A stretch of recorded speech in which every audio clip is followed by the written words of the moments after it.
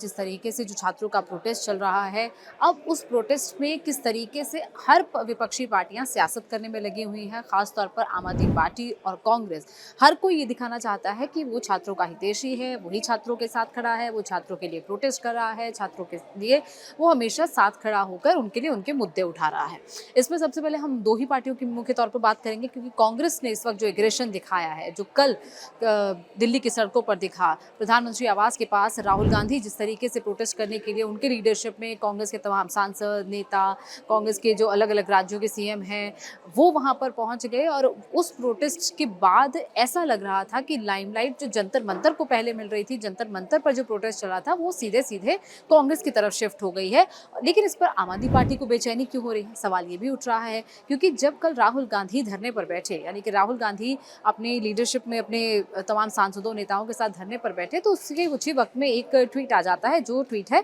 संजय सिंह का। संजय सिंह ट्वीट करते हैं कि सीजेपी के धरने को कमजोर करने के लिए मोदी जी ने राहुल गांधी को अपने आवास पर धरने पर बिठा दिया। अब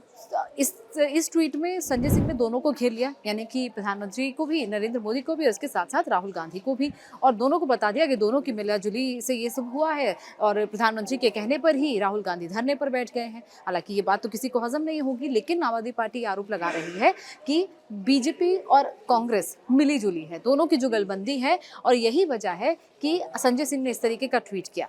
अब इसके अलावा संजय सिंह ने एक और ट्वीट किया। उन्होंने कहा कि देश के करोड़ों युवाओं के लिए वांगचुक जी पिछले, यानी कि सोनम वांगचुक जी पिछले करीब 23 दिनों से आमरण अनशन पर बैठे थे, लेकिन जंतर मंतर पर देश का युवा आंदोलन कर रहा है और 20 जुलाई को युवाओं को बर्बरतापूर्वक पीटा गया। और 1 महीने से आंदोलन को गाली दे रही कांग्रेस, अब राहुल गांधी जी ये कह रहे हैं कि जंतर मंतर नहीं, हमारे धरने में शामिल हो। क्योंकि कल जब राहुल गांधी धरने पर बैठे थे, तब उनसे ये भी पूछा गया था तब कि आप जंतर मंतर पर चले जाइए, जंतर मंतर पर प्रोटेस्ट हो रहा है। उन्होंने कहा कि जंतर मंतर से आवाज़ नहीं सुनी जाती है, इसीलिए हम यहाँ पर प्रधानमंत्री आवास के पास आकर धरने पर बैठे हैं, क्योंकि प्रधानमंत्री तक हमारी आवाज़ इसी तरीके से जाएगी। जंतर मंतर के आंदोलन में शामिल क्यों नहीं हो रही कांग्रेस, ये पूछा गया है संजय सिंह की तरफ से। आखिर युवाओं के आंदोलन को कमजोर क्यों करना चाहती है। इसके अलावा आतिशी, जो पूर्व सीएम रही हैं दिल्ली की आम आदमी पार्टी के नेता, उन्होंने भी ये लिखा कि सीजेपी और वांचू हुए पिछले 1 महीने से प्रोटेस्ट कर रहे हैं, मोदी गवर्नमेंट उनसे तो बात करती नहीं है। लेकिन राहुल गांधी जब प्रोटेस्ट करने बैठते हैं, कुछ ही मिनटों में, कुछ ही वक्त में वहाँ पर जितेंद्र सिंह, यानी कि जो केंद्रीय मंत्री है, वो पहुँच जाते हैं, वो आकर बातचीत करना शुरू करते हैं। वाह के जुगलबंदी है। अब क्यों ऐसा कहा जा रहा है? दरअसल कॉकरोच जनता पार्टी, जो अभिजीत दिपके जिसको लीड कर रहे हैं, जिसके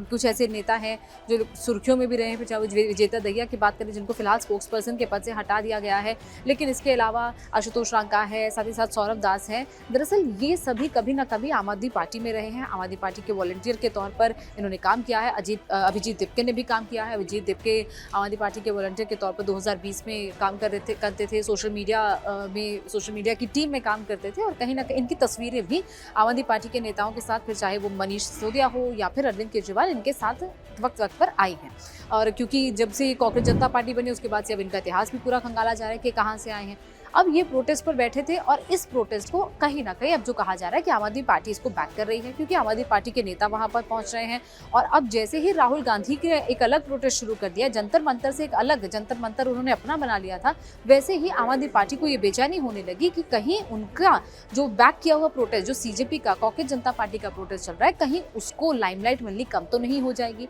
क्योंकि कल जब लगभग 3:30 बजे के करीब राहुल गांधी अपने सांसदों के साथ, अपने नेताओं के साथ धरने पर बैठते हैं, और लगभग 6:30, पौने 7 बजे तक, यानी 3-3.5 घंटे पूरा जो प्रोटेस्ट चलता है, तो पूरी लाइमलाइट, पूरा जो कवरेज है, वो राहुल गांधी के इस प्रोटेस्ट को मिल जाता है। और यही वजह है कि कहीं ना कहीं आम आदमी पार्टी को इस बात का डर सताने लगा कि जिस प्रोटेस्ट का साथ वो शुरू से देते आए हैं, कॉकरोच जनता पार्टी का साथ, वो कहीं ना कहीं कमजोर पड़ता दिख रहा है, क्योंकि अब लाइमलाइट राहुल गांधी के उस प्रोटेस्ट को मिलती है।